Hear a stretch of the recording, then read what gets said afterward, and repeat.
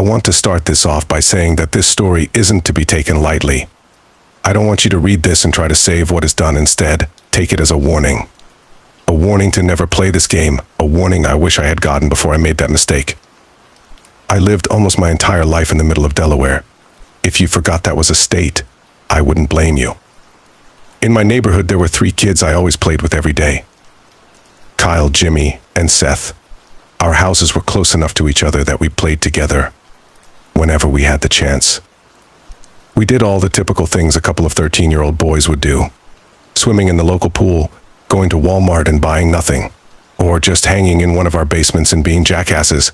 It was almost a Disney-like childhood.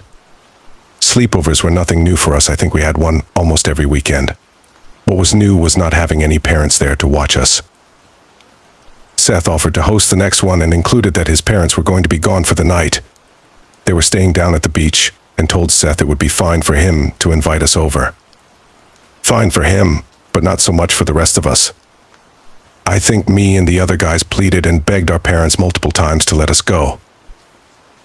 Our parents knew each other and trusted us. But the idea of 4 prepubescent boys being alone in a house was any parent's worst nightmare. Somehow, by the grace of God, they agreed the night before.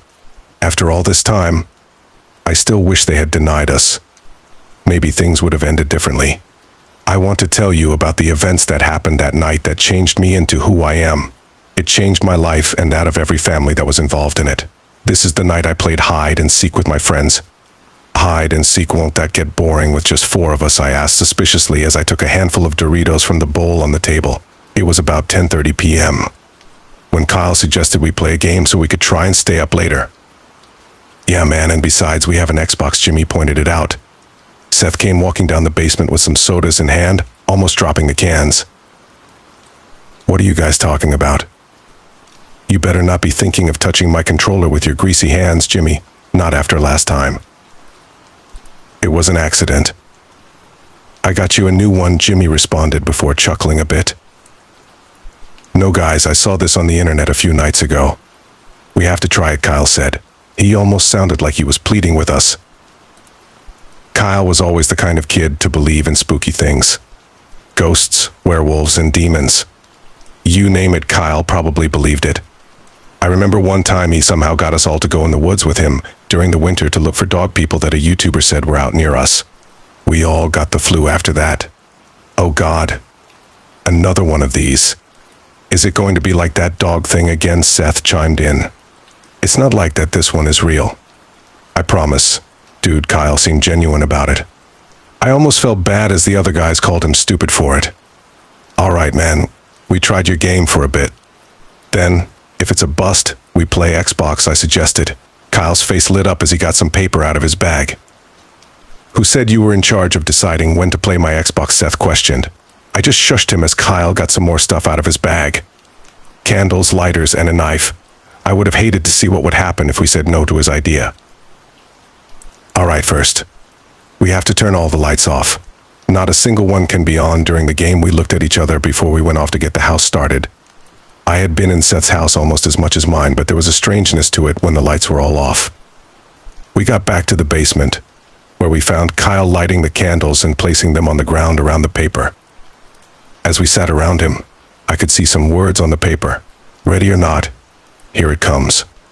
What's that for? I pointed as Kyle placed the last candle down. That's to start the game. I saw these Indian guys play it, and they said you have to start the game just like this, or it doesn't work, Kyle answered, as he slowly pulled the knife up and turned to face us. Now we have to cut ourselves. Like Sarah from the homeroom, Jimmy chuckled. I thought that was a rumor, Seth remarked as he leaned toward Jimmy. Guys, focus. Just a small prick on your finger. Then you put it on the paper, Kyle demanded, as he slowly pressed the knife tip into his finger. This feels very extreme. Is this safe to play? I asked, seeing Kyle wince as blood slowly pooled on the top of his finger. I think so. The guys seemed like they were having fun when they did it. He held the knife towards me next, and the guys watched as I reluctantly took the knife and plucked my finger. I did encourage us to play this for Kyle's sake. I couldn't chicken out now. The other two did the same. Jimmy had more tears than the rest of us, but when he finished, He handed the knife back to Kyle. "Now," Seth asked, rubbing his finger on his Pokemon pajama bottoms. "Now, repeat after me." We all listened to Kyle and repeated. 1, 2, 3. "Ready or not, come find me." We stared at each other. Silence filled the basement as our eyes kept darting to see if anything had happened. "Do you hear that?" Seth whispered. We listened as the quietest fart escaped him. He fell on his back and laughed. Jimmy joined him, and so did I. We laughed and laughed. I looked to see if Kyle found it amusing, but was met with sadness. He looked almost heartbroken. I knew he lived for these kinds of things, and for them to not work must have broken him.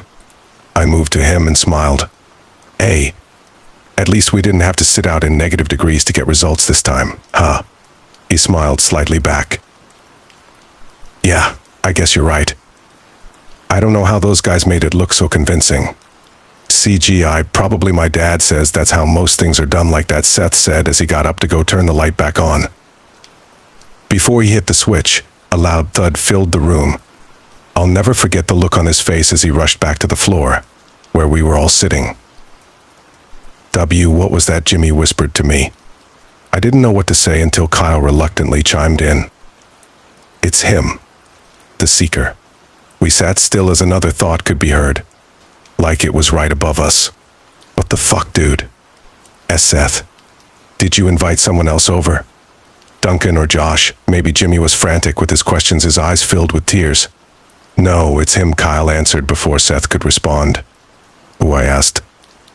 "The Seeker. The person who plays the game with us." "Well, tell him we don't want to play anymore," Seth demanded, making sure to keep his voice down. "We can't. They said he plays until everyone is found." "What do you mean, until we're found?" I asked, and I kept looking at the stairs. My brain was trying to wrap around what was happening while also trying to keep reason in it. "It's like hide and seek. We play until we're all found, or you can't find us," Kyle answered. "Okay, let's go get found so the game can be over." Seth tried to stand before Kyle pulled him down. "No, we don't want to be found. Bad things happen if we're found." Kyle looked at the carpet as he said it. The thud got louder, almost like it was searching the house. Okay, then we should just stay down here, right? If we hide down here, it won't find us... How long do we have to hide, man?" I stuttered as I waited for Kyle to answer. I don't know." We sat there in silence. Thuds and crashes from upstairs made the silence somehow louder.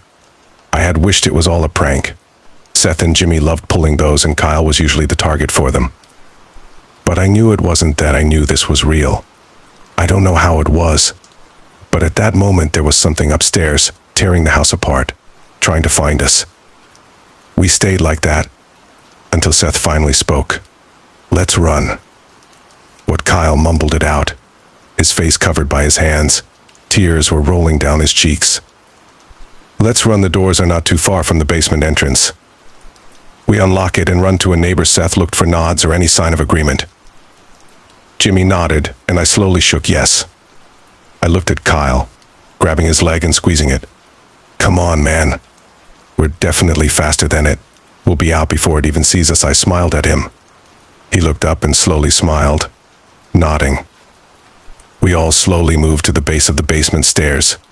Looking down into a dark basement is scary, but looking up into a dark house is another whole kind of fear. I don't know how long it took us to go up those steps, but it felt like ages. We were slowly ascending to what could be our end. Seth held the doorknob and just stared at it. I knew he didn't want to be the one to open it, to potentially be the one to see whatever it was that was on the other side. I scooted around Jimmy and slowly turned the knob. The door silently opened, and the house was almost pitch black. The only light we had was from the moon herself, shining into the windows and illuminating the destroyed house. He quietly but quickly moved towards the front door. I peered into the living room to see the chairs and couches turned upside down and some side table doors ripped off their hinges. "Hurry up, man," Jimmy urged Seth on as he fumbled slightly with the deadbolt.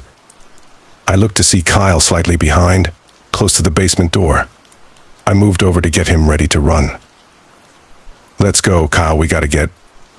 I almost finished my words as I watched his face turn from scared to horrified. I turned slightly to see Jimmy on the floor, crawling away from the door. I'm not sure, even after all this time, how to describe what we saw that night.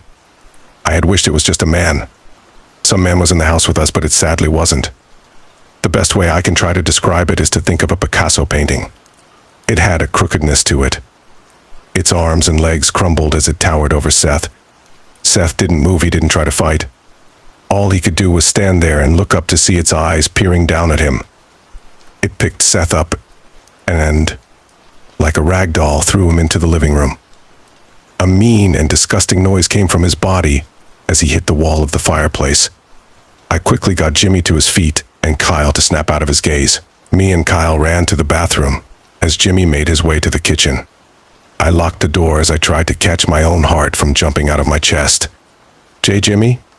Where? My question was shortly answered as I heard Jimmy whimpering and crying outside the room.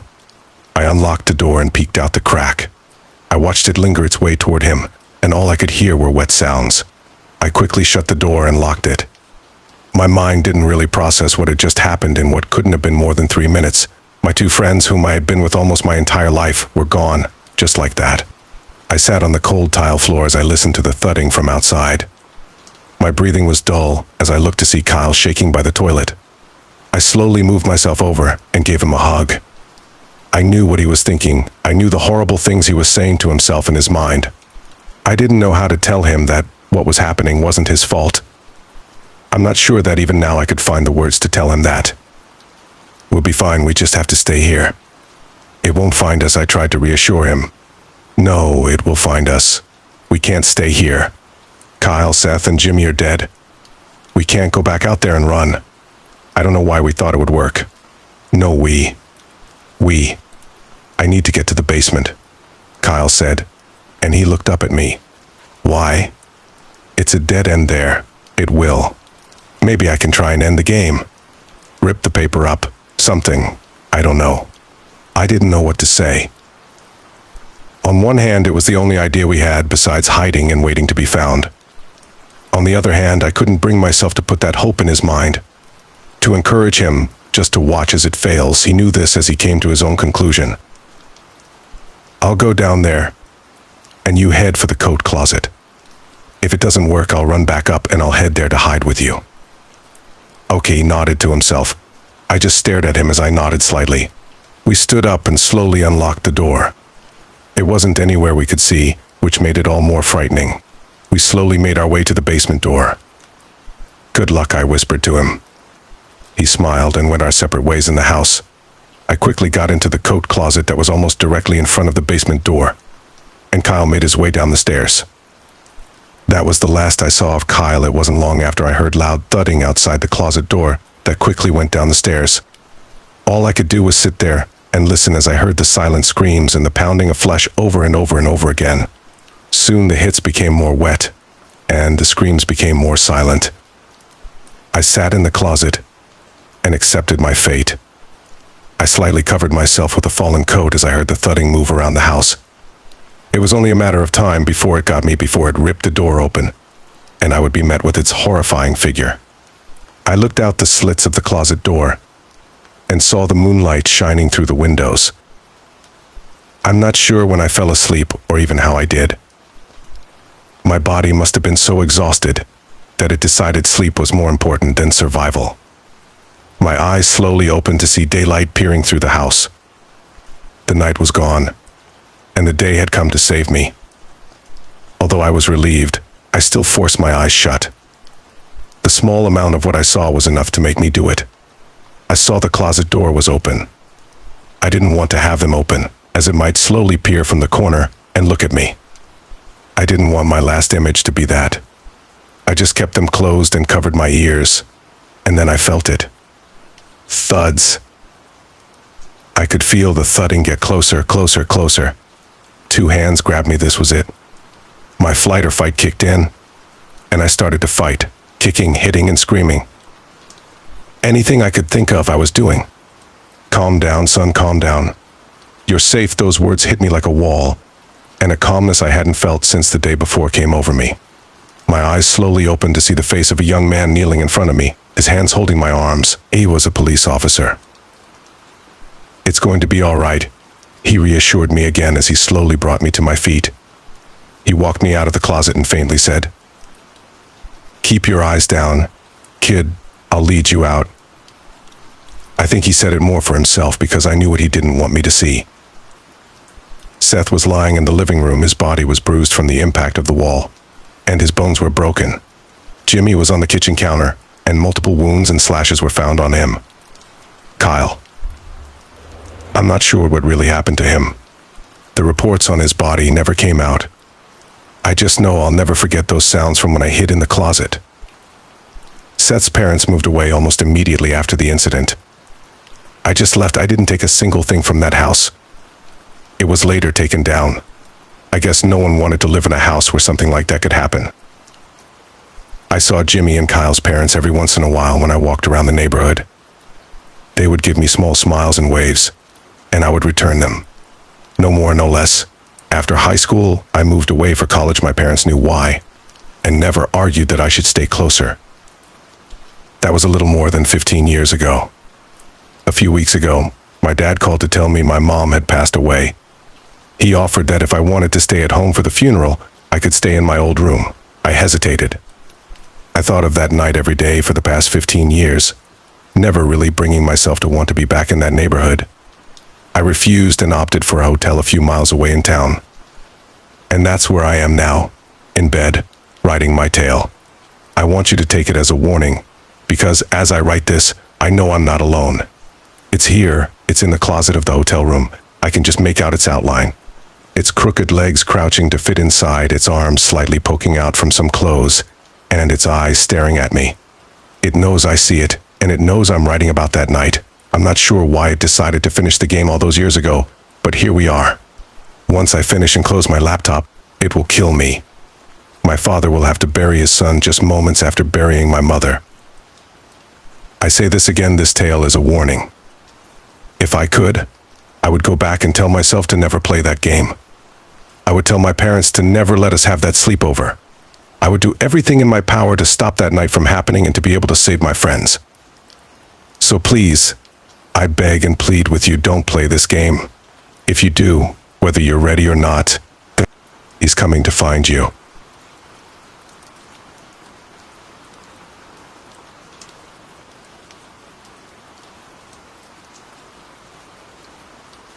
A dead boy got inside our house. I was doing the dishes when my son told me that he'd made a new friend. He tugged on my pants leg and asked me if his new friend could come inside. We'd just moved into a quiet suburban neighborhood in Minnesota. And I remember being happy that Atticus was already meeting people. So I went to the front door, expecting to meet a neighborhood boy. There was nothing. Just an empty screen door opening up to a cool spring morning. I looked quizzically down at my son, who was still beaming with pride and excitement at the prospect of an afternoon playing with his new buddy. His name's Jeb. Can he come in? Buddy. There's nobody there, I said to him. Addie's face was immediately pulled down in an undignified frown. He's right there, Atticus pouted. My grin only irritated him further. He is, though, Atticus insisted. I humored him. Nothing. Just balmy sunlight streaming into our house and various bugs pelting themselves against the screen, trying to get in. I assumed that Atticus had made a friend, as in, literally, made himself an imaginary friend. I tried not to show any disappointment because I've heard that it's completely normal behavior for a 7-year-old to do things like this. I made a mental note to be a better dad and take him to the playground more often. All right, buddy, well, I can't see him. You say his name is Jeb? Yeah, he's hurt. Can he come inside to play? That last comment made my skin itch, and I felt troubled. Hurt. A gloom settled around my corridor, and the sunny front yard felt threatening despite blossoming dogwood trees and a sky filled with puffy cumulus clouds. I chastised myself for being afraid of my son's imagination, but Atticus declaring that his invisible friend was hurt made me start a little bit. I eased down into my chair so that we could talk eye to eye. Why do you say he's hurt? Atticus was frustrated that I couldn't understand such an obvious concept. because his head is all wrong. And he's red. He huffed. He pointed at the screen door. I felt like I'd swallowed a rock. Can Jeb come in? No, buddy. Tell Jeb to go home. Maybe some other time. Atticus was distraught by this and let me know in no uncertain terms that he was displeased and that I was a terrible father. After his time out, we were able to recoup the day with Legos. When my wife came home, I told her almost all about Atticus's new friend, Jeb. Obviously, I left out that one singular detail. I wrote it off as Addie's overactive imagination and made a note to read more age-appropriate books to him in the future. Maybe something in Watership Down conjured Jeb. I knew that this would be a non-starter, as both Atticus and I really liked Watership Down. Spooky Christine said it non-committally. That's it? Spooky. Christine shrugged. I mean, I don't know what else to say. It's spooky. And he's always been a little strange that way. Do you remember when he was a baby? And he was always smiling at that same corner of the old house. I did remember. Christine never admitted it, but I had always thought that Addie's little preoccupation with that singular corner of the guest bedroom might have had something to do with our expedited move. I'm not normally prone to fearing ghosts and ghoulies, but I could remember many dark, early mornings in the old house where I would feel truly unsettled. I remember trying to feed Atticus, and he wouldn't want the bottle because he would be staring wide-eyed at the corner of the room and smiling. As much as I had tried to attribute that to some weird little quirk in my son, it's not a pleasant thing to experience in the loneliest hours of the night. What's worse is that when Atticus started talking, he started to fear that corner. I remember him wailing "no" pitifully and burying his face in my arms, trying to hide from whatever he saw there. I never told Christine this, but one time I asked him what was wrong, and a much younger Addie told me that he didn't think the man's smile was a nice smile. I also never told Christine about the time that Addie saw a picture of a skull in an old history book, and Addie had plopped his little finger on the picture and beamed, just like the man in the corner. ... Dr. Yes, vaguely I lied, but that's just Addie's imagination. Smart kids are like that. Well, all I'm saying is that Atticus can be spooky sometimes. It's probably just one more creepy phase of his, because she pointed playfully and said, I won't stop reading him scary stories. Mr. James helps him sleep. Mr. James helps everyone sleep. It's not like I'm reading him. Jack Ketchum. She gave me a look, suggesting that I was being pedantic. I knew she was right, and I resolved to concede that later, and also to read him some Narnia for a little while. So, should we just ignore Jeb for now? I asked Christine. She nodded. Yeah, but make sure that you don't ever say that he can come inside. Just in case I finished. Just in case, she nodded prudently. Atticus woke us up that night and asked once again if Jeb could come inside to play. Can he please? He's crying and he says he's lost. Under no circumstances, buddy. Go back to sleep, I grunted into my pillow. Atticus plodded to my side of the bed and poked me lightly. I can't sleep, he won't stop crying, and he's really loud. I cocked an eyebrow in reply, and he knew to drop it. I rolled out of bed and plucked him up into my arms. Come on, bud, we'll draw the curtains and put on a noisemaker or something. I slung him over my shoulder like a sack of potatoes, a way he's loved being carried since he was a baby, and took him into the hallway. Normally, Atticus would chuckle softly while I carried him, but tonight I could feel him shaking. By the time I had him back in his bedroom, he was nearly inconsolable. Addie loves his room. It's filled with pictures of astronauts and rocket ships, and he has those cheap glow-in-the-dark stars and planets on every surface in the room. He even made me arrange them into familiar constellations which he could tell you the names of, but I cannot. To me, it's the bedroom I would have wanted for myself as a kid, but as I tucked him into bed, he couldn't stop staring wide-eyed at the narrow band of windows that were visible from behind his solar system curtains. The room was cold too, and by that, I mean it felt like being outside on a winter night. I tried to ignore this. You're okay, buddy, I said consolingly, and I moved to shut his curtains. I stopped briefly. The edges of his window were lined with a jagged layer of frost. It was a warm May night outside, and there was positively no reason why there should be a frost. I grimaced and watched the layer of frost creep across the window pane like an infection. I felt that same gloomy dread that I had felt earlier in the afternoon, and I turned to look at my son. His eyes were wide and wet in the dim light from his nightlight. "Atticus," I said haltingly, "are you afraid of Jeb?" Addy nodded in silent agreement. I hastily shut the window curtain and knelt by his bedside. He calmed down a little, enough for me to ask him, "Why, buddy?" "I thought Jeb was your friend." Addy tried to burrow into his blankets. "I think Jeb is getting mad at me," he whimpered. I pressed my mouth into a flat line and looked at the window again. There was nothing for a few moments then, and from behind the closed curtain came a long, slow whistle. It was a pathetic and mournful sound, unsteady, as if the whistler were only just learning. It came breathy and sharp from just outside. It was the sad keening of something lost in suffering that made me turn back to Atticus. "That Jeb?" My son nodded, and fresh tears welled up in his eyes. His words from earlier came back to me. "His head is all wrong, and he's red. All right, stay with us tonight, but let's not make a habit of this." The next day, I discovered that Jeb was real. As I was rolling my trash down the driveway, my neighbor, Dan, came huffing up to meet me in the street. Dan was a typical suburban husband and father, no judgment. So am I, and I saw no reason why the two of us shouldn't have been friends except that he was insufferably nosy and rather grim. He stayed up most nights reading the police blotter and generally trying to absorb as much terrible information about our little city as he could. Then he would find neighbors and bemoan the state of his town. "Jack, did you hear the news?" he waved excitedly. I now know that whenever Dan gets very animated in the morning, something terrible has happened.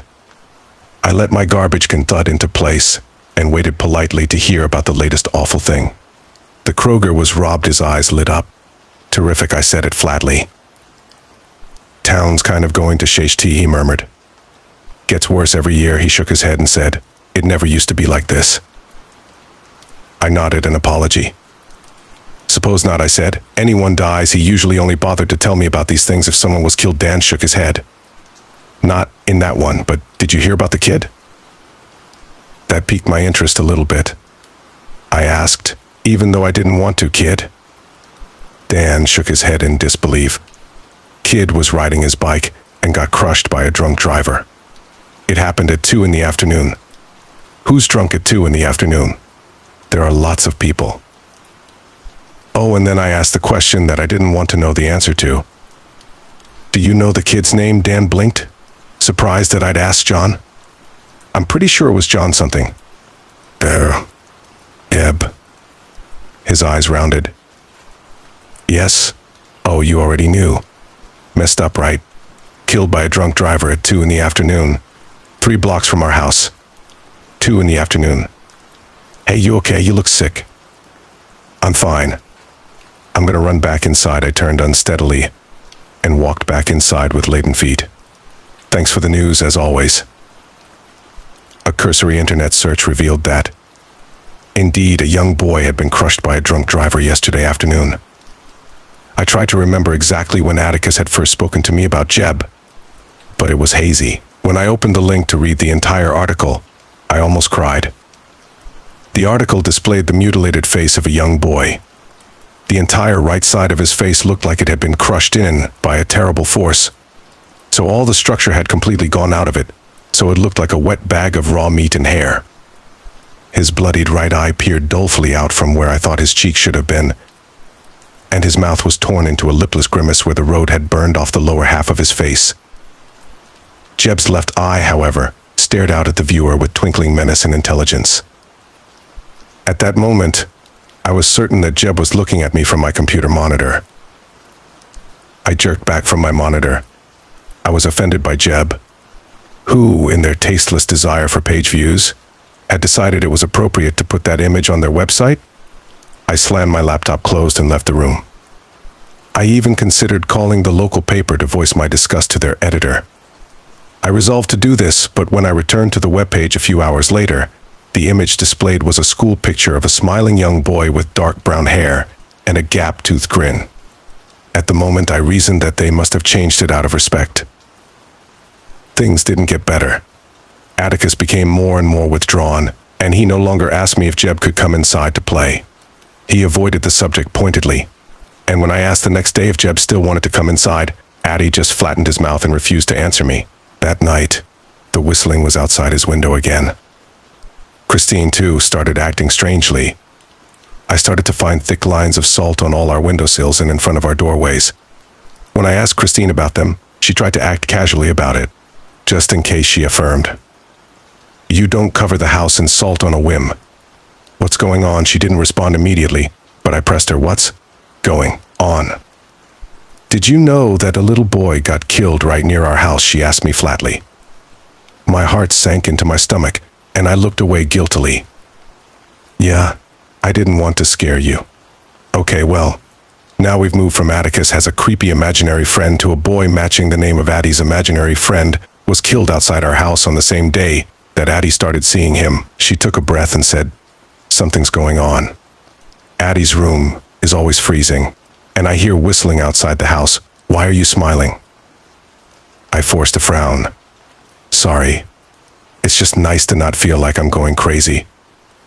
She waved her hand and said, you know, you don't need to try and handle all of this stuff on your own. She shuddered.